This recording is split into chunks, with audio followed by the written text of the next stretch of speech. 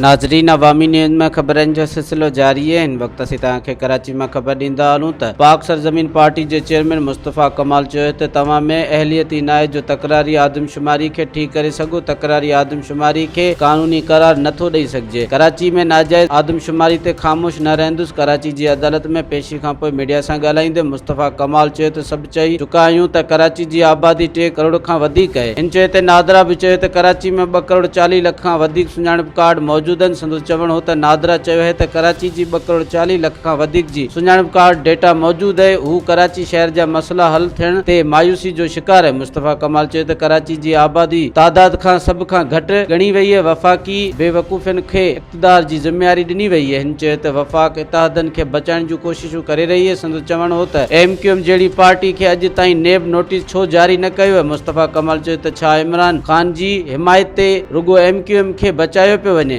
मज़ीद खबरों और तफसीलात के लिए विजिट करें हमारी वेबसाइट www.awamiNewsHD.com।